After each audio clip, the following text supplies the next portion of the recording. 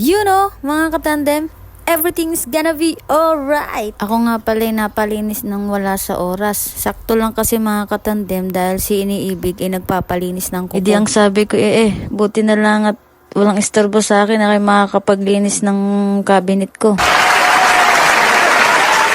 Dito nga pala sa Taiwan, halos naka-bed spacer ang mga foreign workers dito. Ako nga pala mayroong ipapakita sa inyo. And 1, 2, 3, tcharan! Oh my God! Wow! Nag-usap kasi kami dati ni Iniibig. Dahil dati ay walang OT. Halos umabot ng 1 taon. Tapos sabi ko, i-challenge kaya natin yung ating sarili na kahit kaunti ang ating sahod tayo makakapag-ipon.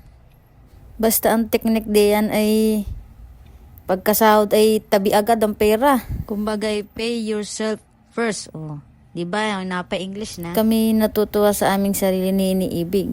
Hindi ko lang siya kasama ngayon Pero ang sabi ko kay Iniibig, buksan na kaya natin yung ating pera sa galon. Kasi meron kaming gustong simulan na small business na habang nandito kami sa ibang bansa napapaikot namin yung naipon namin pera. Di sumang-ayon naman si Iniibig after kong explain sa kanya para mayroong resulta yung aming pag-iipon. Ibibida ko na rin ang aking Iniibig at napakagaling humawak ng pera. Dini na lang kami dumayo sa may kantin. After how many months, mabubuksan na rin namin ang inipon namin sa galon. Kulang na lamang ay kami mapatalon sa tuwa. Sabi nga namin ni Iniibig ay nagawa nga natin, magagawa ulit natin. Kailangan talagang disiplinahan ng sarili at hindi makakaipon. Alam niyo mga katandem, lalo-lalo ng mga sa kapwa ko OFW, gawin yung habit ang pag-iipon.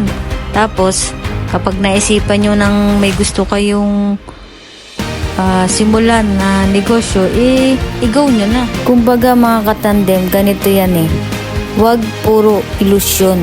Lagyan mo ng aksyon. Thank you, Lord!